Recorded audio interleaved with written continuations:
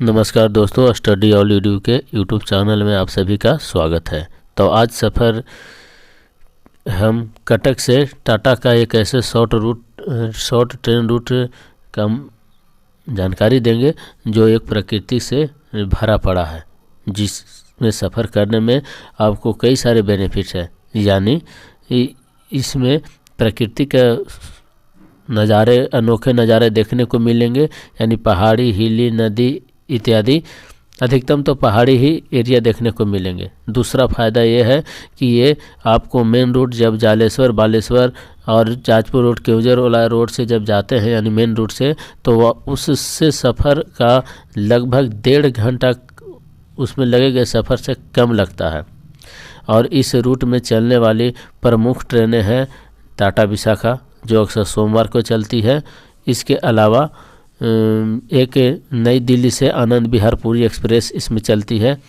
इसके अलावा कटक और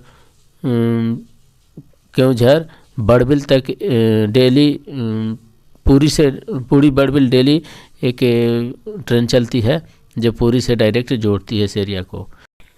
इसके अलावा वंदे भारत ट्रेन भी है जो डेली टाटा से बरहमपुर के लिए जाती है, केवल मंगलवार को छोड़कर।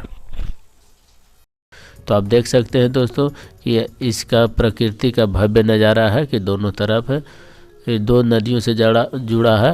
यानी ये जुड़ा नहीं, घिरा हुआ है, जो कि ये है एक उत्तर में महानदी और दक्षिण में काठजोड़ी नदियों से यह घिरा हुआ है। अब रही बात कटक की बारे में, तो हम कटक के बारे में इस तरह से विस्तार दे सकते हैं कि कटक एक उड़ीसा की भूतपूर्व राजधानी थी और यह औद्योगिक केंद्र उसका रह चुका है। यह मुग़लों के ज़माने में, अंग्रेज़ों के ज़माने में, ये हर समय में अपना महत्वपूर्ण भूमिका निभाई है। तो अभी इसे चांदी के कामों के लिए भी जाना जाता है। तो ये और तथा एक महत्वपूर्ण बात और है कि वर्तमान में 12 भारतीय स्टेडियम है जहां इंटरनेशनल क्रिकेट, हॉकी सभी खेले जाते हैं।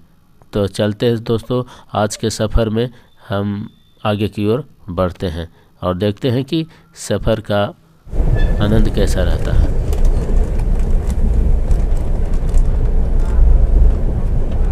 आज जस्ट आगे चलते हैं दोस्तों, तो देखते हैं कि कितना सुनहरा रास्ता दिखाई देने लगता है जो प्राकृतिक से भरे पड़े हैं। एक छोड़ 2 लाइन जो अगला स्टेशन हमें दिखाई पड़ रहा है, ये है जखपुरा। ये जखपुरा वो जंक्शन है दोस्तों जिससे हम एक ऐसे प्राकृतिक वातावरण की ओर हम लौटते हैं। यानी वैसे रूट में हम रेल से सफ़र करेंगे जिसमें आपको बहुत ही आनंदमय महसूस होगा, जो कि यह मेन रूट से कटा हुआ ब्रांच लाइन में है। आप सामने भी देख सकते हैं कि कितना सुनहरा आपको तस्वीर दिखाई दे रही है। अगर इस जखपुरा स्टेशन से सीधा जाते तो जाजपुर, केवझर, जालेश्वर, बालेश्वर होते हुए वो हम टाटा की ओर जाते। आगे देखिए दोस्तों, उसके बाद एक मेन स्टेशन आता है हरिचंदनपुर। ये हरिचंदनपुर जहाँ पर आपको मैं बीच में, यानी कहने का मतलब कम से कम 50 से 60 किलोमीटर के दूरी के बाद हरिचंदनपुर आपको मिलेगा। यहाँ जाते ही ये वो जगह है जहाँ पर हम माँ तारिणी के शक्तिपीठ के लिए उतरते हैं। केवझर के घाटगांव नामक स्थान पर स्थित है। इसके बाद के एरिया भी देखिए कितना सुंदर बनावट और प्रकृति बनावट है। इस प्रकृति बनावट को देखते ही मन भा जाता है, जैसा लगता है कि मैं कोई हिली एरिया में आ गया हूँ। है तो समतल ही एरिया, लेकिन आसपास की ज़मीनें जंगली और हिली एरिया है, जिससे बहुत ही सुहावना मौसम लगता है। तो आइए एक अगले स्टेशन की ओर चलते हैं जो है कि केंदुझर गढ़ है। यह है स्टेशन और यह केवझर नाम से ज़िला भी है। इस स्टेशन की खासियत यह है कि यहाँ पर वंदे भारत जैसी बड़ी बड़ी ट्रेनें यहाँ स्टॉपेज होती है। इसके अलावा ये वो स्टेशन, जब वंदे भारत की बात बोल दिए तो यहाँ लगभग सभी ट्रेनें स्टॉपेज करती है। और साथ में डिस्ट्रिक्ट होने के कारण यहाँ विकसित भी है। आगे चलने के बाद दोस्तों आप देख सकते हैं कि कितना और मनोरम दृश्य आपको दिखाई दे पड़ रहा होगा। इस तरह से आगे ये आपको एरिया दिखाई दे रहा है दोस्तों। देखिए इसमें तस्वीर कभी उल्टी ये दिखाई दे रहा है। ये देखिए ऊंचे ऊंचे पहाड़, ये माइनिंग का एरिया है, यानी दोस्तों आयरन माइनिंग। ये आयरन माइनिंग के लिए प्रसिद्ध है। ये जगह है बांस पानी। ये दोस्तों क्या है, बांस पानी। यहाँ भी अक्सर ज़्यादातर गाड़ियों का ट्रेन गाड़ियों का स्टॉपेज है। और ये देखिए बड़ी बड़ी मशीनें भी लगी हुई है दोस्तों। और ये मशीनें आपको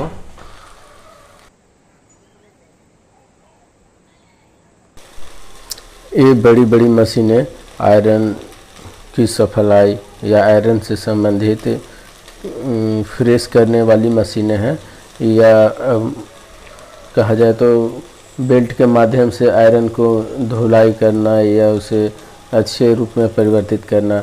देख सकते हैं ये डायरेक्ट खदान से ये जुड़ी हुई है। और इसमें तो कुछ विशेष जानकारी नहीं है, फिर भी इतना ही कह सकते हैं कि ये आयरन माइन से जुड़ी हुई मशीनें हैं जो आप देख सकते हैं यहाँ पर। यह पहाड़ी इलाका है, मनोरम दृश्य है।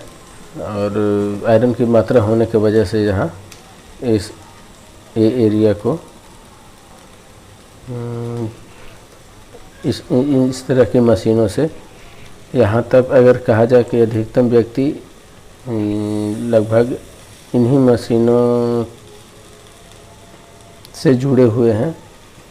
पहले यहाँ रोड ट्रैफिक से ज़्यादा आयरन का जाना यहाँ से पारादीप की तरफ जाना आना होता था, परंतु अब धीरे धीरे रेल का जो कनेक्टिविटी हुआ उसके वजह से अब ट्रकों की संख्या में बहुत तेज़ी से कमी आई है। तो कहा जाए तो इस क्षेत्र में मुख्य रूप से रेल का विकास इसी आयरन के वजह से ही हुआ था। आप सर्च भी कर सकते हैं इतिहास में कि आयरन माइंस का प्रमुख एरिया के तौर पर केओंझर डिस्ट्रिक्ट आता है, जो ये केओंझर जिला यानी उड़ीसा राज्य के अंतर्गत ये सब सारी चीज़ें आती हैं। आप देख रहे हैं कर्मचारियों की गाड़ी इत्यादि भी लगा हुआ है। तो अब हम आगे की ओर नॉर्थ केबिन बांसपानी से होते हुए आगे की ओर बढ़ते हैं। और ये देखिए ये है रेलवे का इंजीनियरिंग डिपार्टमेंट का स्क्रैप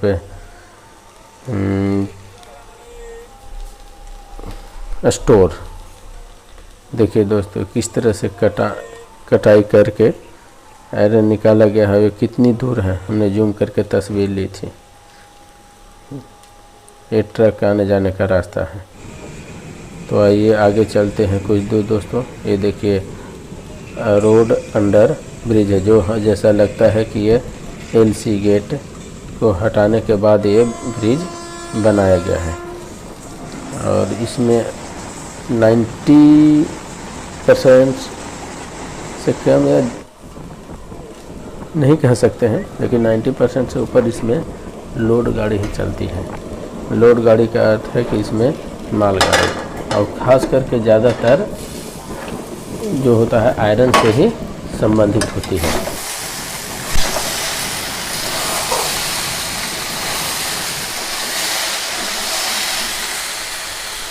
अगला स्टेशन आता है जो कि सबसे महत्वपूर्ण स्टेशन है इस रूट का, यानी जिसका नाम है डांगवा पोसी। क्या दोस्तों, जिसका नाम है डांगवा पोसी।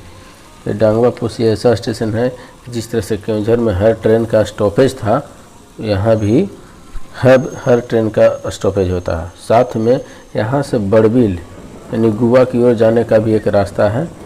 और मतलब यहाँ जो हावड़ा से आने वाली गाड़ी अक्सर इसी रूट से मुड़ती है। तो आगे देखते हैं दोस्तों कैसा पहाड़ी एरिया एकदम दिखाई दे रहा है आपको, मनोरम दृश्य। तो देख सकते हैं दोस्तों, ये है रेलवे का टावर वैगन शेड, जिसमें मैकेनिकल चीज़ें ठीक की जाती है किसी तरह से इंजन में खराबी आने के बाद।